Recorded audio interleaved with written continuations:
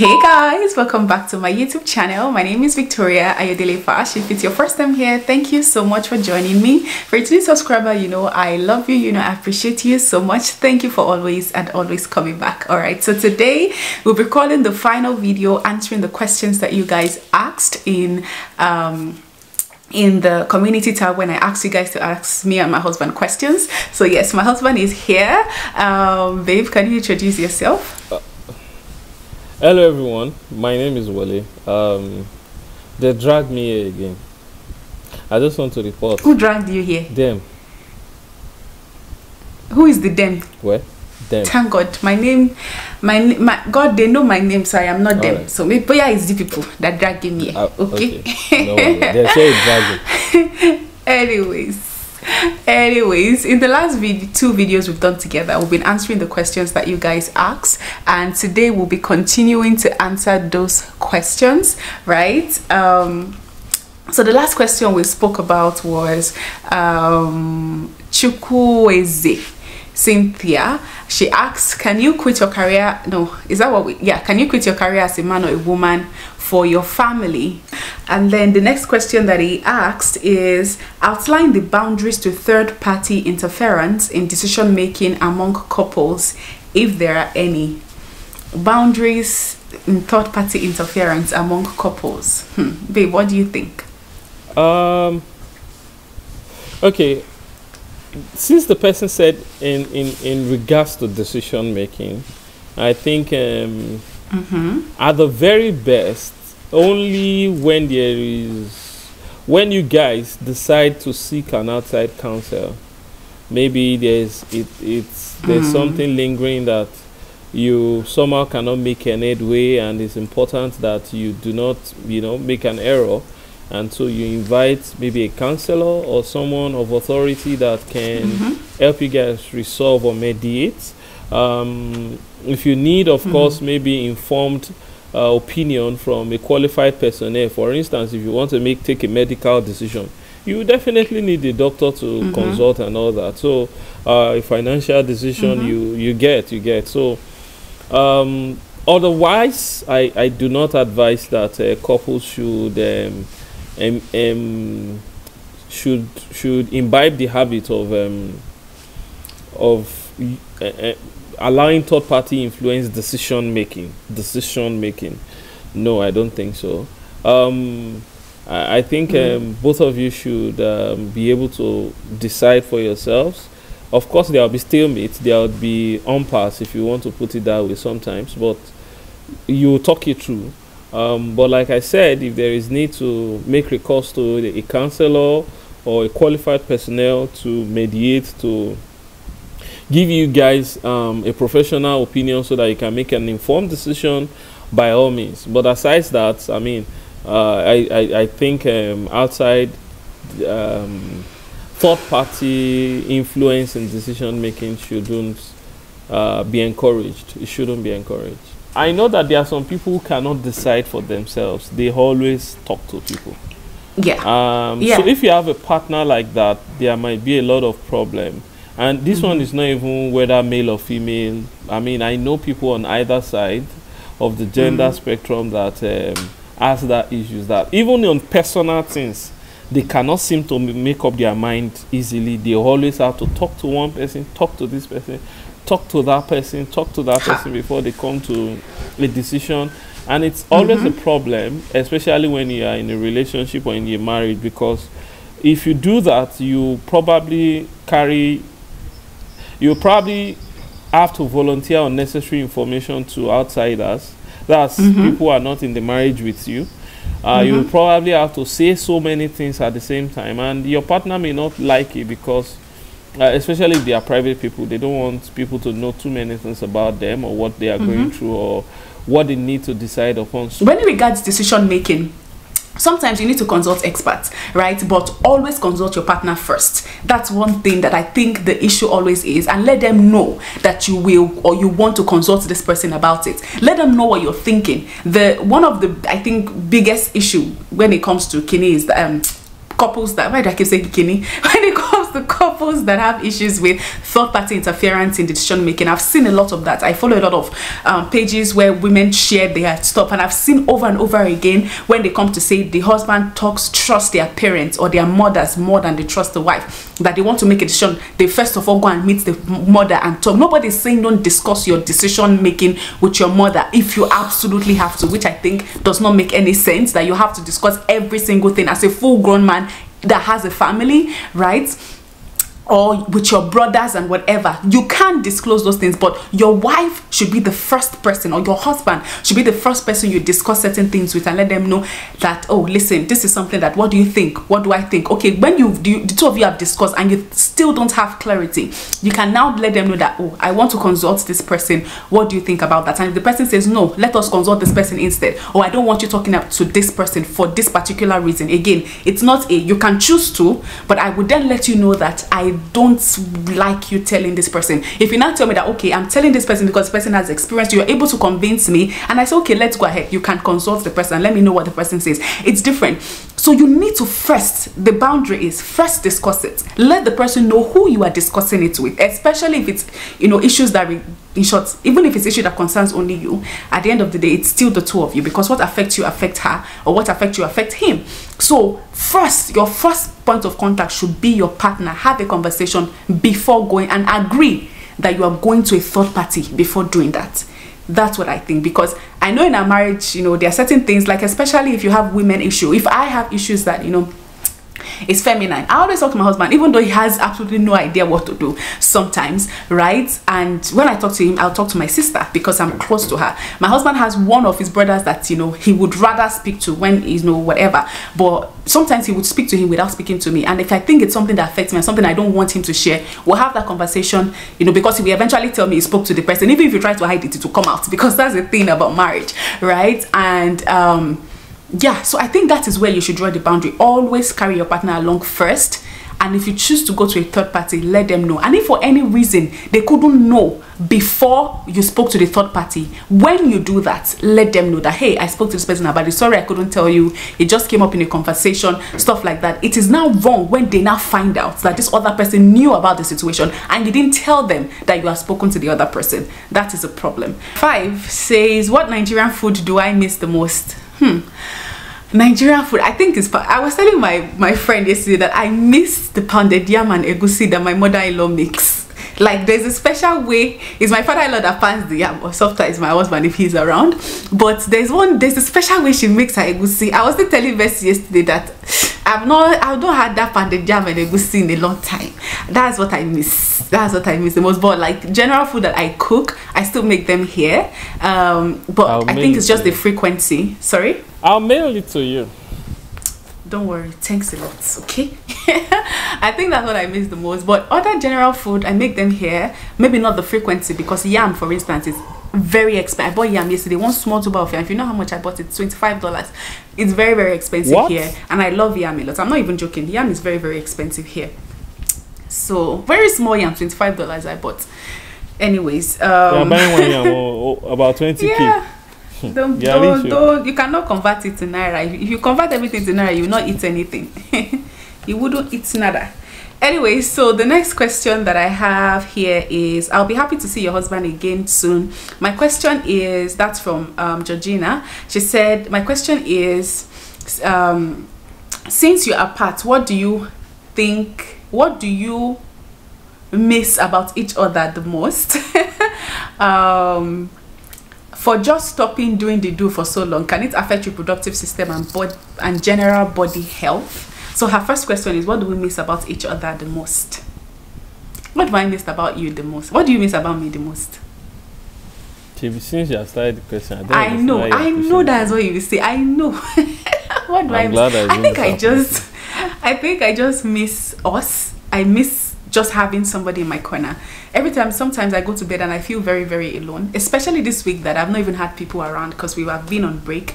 I just miss, you know, sleeping on my husband's chest every night, smelling him, sniffing him, going through. Sniffing him before I go to bed. But are they in my room? Do they warm my bed?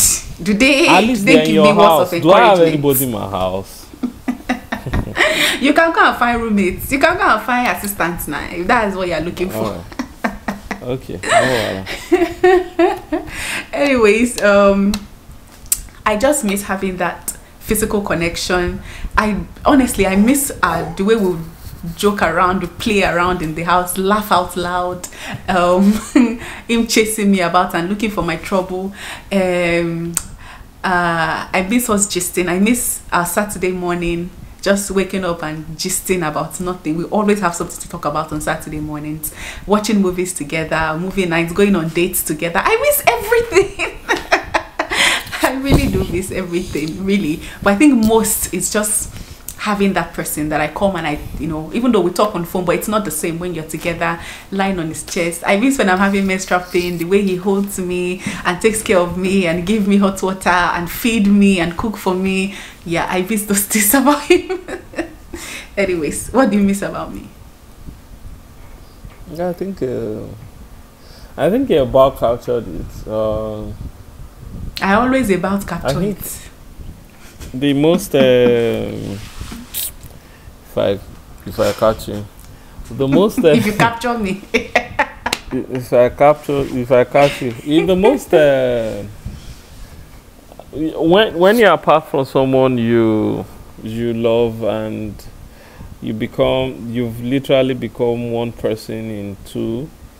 You literally miss everything. I mean, I know that one of the reasons I asked her to go first is because I know in the course of listing one thing, she'll remember the second and like that. So, it could involve doing the little things. I miss packing her bag when she's going to work. I miss all those things, and I didn't even know how much I missed it until when it stopped. All those things like, did you carry this? Are you with this? Don't forget this one or that one. The little things. I miss the companionship, the friendship. As much as we try to keep the friendship, it's different. What we have is like a poor substitute for the original. So, but it's still the best we can do within the circumstance. So, I miss the talking. I miss looking for the trouble, like she said. I really miss that one. As the troublemaker that you are. Yes, I miss cooking in the kitchen with you. I miss coming home from work and just finding one food that is different, something new that I'm supposed to be the guinea pig, to try. And, I'll just come out, see this one, they say it's this thing. Okay, let's try it now. And, and then from that point, I'll now be demanding for that thing that's the thing I want to eat. I miss all of those things. Amazingly, people say I have added flesh, but I think the only person that will believe how much I do not eat is my wife. The only reason I eat before was because of her, because she'll make me eat and she'll cook. He will help me beg him. Let me beg him to be eating. But now I barely eat, and amazingly, I don't look it. So I don't know why, and it's paining me because people think I'm fine. I'm not fine. I need help. You are fine in Jesus' name. Amen. Yeah, so, I think, putting it that way, I miss everything and more. I remember the day we're using that rotten yam to chase me all around the house. I miss the childish side of my husband. It's not rotten yam, it's that growth. Growth. Something I want to use. The growth, and you know how much that thing irritates me and tickling me, and I miss all. Well, you guys leave me alone. I'm already feeling. Let's go back. Let's go to the next question. The next question is: doing the do for a long time affect reproductive system and body generally? Absolutely not. So yeah, I don't think it affects anything. Abigail Olayemi said, "Love you guys to the moon. Thank you so much, Abigail. We love you too. So I'd like to ask, what is the best relationship advice that you've ever heard and that was so helpful in your marriage? Best relationship advice, babe. Do you remember? I don't think I have best, or I have because sometimes what is best is relevant to the circumstances. So you what you need at that time is what you had, or maybe you don't even need it, but it came in and you stored it, and when the need came, you used it. So for that moment is the best. So I don't think I've heard the best relationship advice. I think I'm still hearing best ones over the period of time. I've heard a lot of things that helped me. I've heard a lot of things even from my wife that helped us, because she's, I mean, if anyone sees this relationship, our marriage, and says, "Oh, I like to be like you guys," I used to smile because they don't know how much of effort this woman has put in to make it like this. Like, I'm very laid back. I mean, I love. I would like to think I'm romantic in my mind or in my head, but that's where it ends. So anything you're seeing now, it's a function of, largely a function of what this woman has helped me discover and manifest. So as much as I have listened to a lot of things, read a lot of books, I am very selective people I listen to when it comes to relationship. My wife used to hear me about that, but if I'll be truthful, I'll say that she has been more instrumental than any other person or thing in terms of quality of this union. So that's and just so it. have you. Ma? I said, and so have you. Okay, no wala. So so I don't know what the best is. I just know that I've had a lot of great ones, and I hope I still get to hear a lot of great ones over the years, because what she needs now, what this family needs now, what this marriage needs now is probably not what we'll need in 5 years' time. So I'll need new set of information in order to be more adequately responsive as a partner around that time. So it's a progressive thing. I don't think this is one institution we don't graduate from. For lefa and lefa. Anyways, for me, yeah, everything my husband said, I think, what was the question again? Oh, helpful advice. Sorry.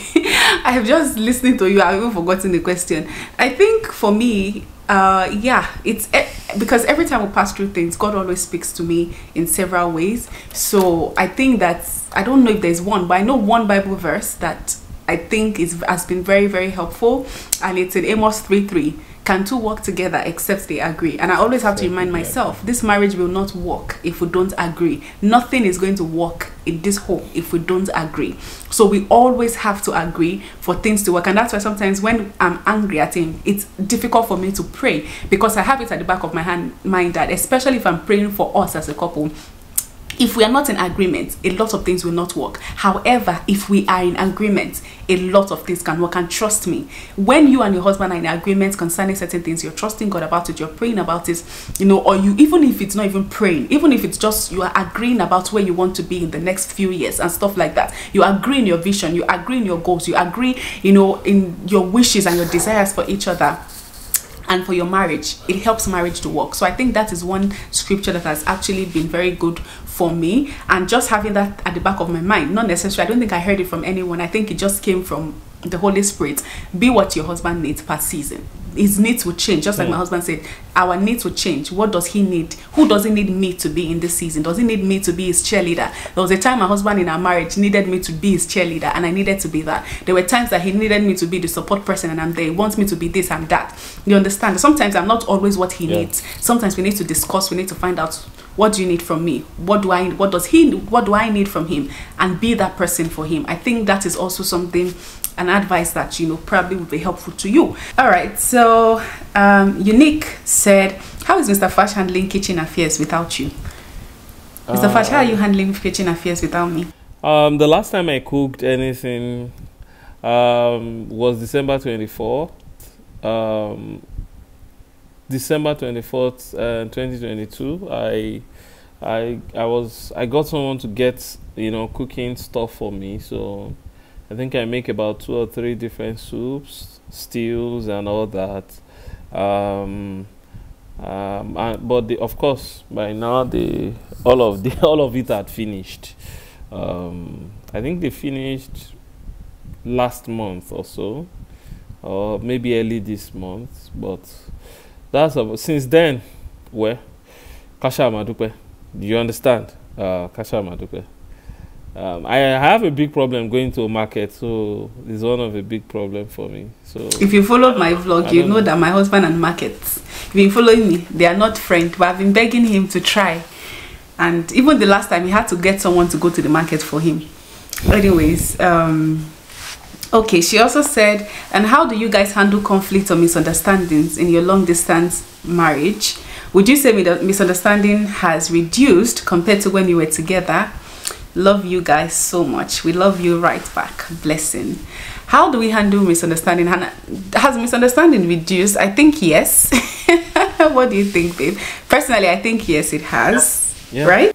Yeah, I think you're right. Yeah, because I mean, when you're not together, there's as much as you can misunderstand about. Right? But it doesn't mean we don't. I think that there is a season when we did, and that was when, you know, my class schedule changed and we weren't talking as often as we used to, but later we found our balance, right? So I think that, yeah, it has reduced. So babe, how have we been handling conflicts in our long distance marriage? Okay, first of all, I wanted to say that we are still not talking as we used to, so let's not deceive ourselves. But I think I want to chalk it down to growth. I don't even think it's the distance thing, because the first time you traveled, we had a fair share of quarrel, if you can put it like that. But this time, I think I was making that remark and not so long ago that remarkably, even when there are disagreements, he has a more swift resolution, and I think that boils down to either, I mean, a combination of growth and then both of us realizing that the least we can do now is to find ways to make things work. So even when there is something, I mean, I had to remark, because the last time she got upset, if it was before, she wouldn't have been open to us having a discussion that fast. But I mean, even while I was being the one that was obstinate, she was like, babe, let's talk about this. And I was like, wow, okay, let's talk, man. Do you get the point? So I don't know, I think I want to chalk it to both growth and, all right, so what was I saying? So I think it's a combination of growth and the necessity. So really there has been a significant reduction in disagreement, and when it does happen, there has been a more swift resolution. It looks like both of us just don't want to be in that place. Like things are already had enough. If I want to put it that way. Things are demanding enough without strife and conflict. So the least we can do is ensure that whatever ways we can, we work out our differences. Yeah, I think so too. Well, that's that. Yeah, I think so too. I mean, we almost had a disagreement before we shot this video. Well, we had a slight, but it was so quick, and I think it's just, yeah, I think maturity. So I think it has reduced, but we'll see. Check back when we get back together. Check back. Anyways, this one is long. Good day, Mrs. Fash, and having Mr. Fash with you will be awesome. I'd love for you to talk about the issue of social media relationship. My partner is into Twitter and is bothering me because I know how Twitter can be. Nudity, explicit content. He told me he can't see himself leaving Twitter, even after I told him how I feel about it. He doesn't get my reasons, but still won't leave it. I really don't imagine myself growing old with someone that's still with someone and they are still on social media platforms like Twitter. Twitter of all platforms. I'm sorry. I'm confused as to what to do really. Should this issue be a deal breaker, or I might be losing a good man over something minor? I understand really well that social media can be strenuous for a relationship. Please help me navigate this Fash family. Also, Mr. Fash is quite active on is Mr. Fash quite active on social media, and if he is, how do you feel about it, Mrs. Fash? First of all, my husband is not active on any other social media apart from Twitter. And I know that about him because I know what he does on Twitter. He goes there to argue politics every time. Politics or football. That's what he goes there to do. So, yeah, my husband is not active on any other social media platform apart from, unfortunately, the one that you don't like. But what do you think about this, babe? I am lost because I don't understand what the issue she has with Twitter or social media as a whole.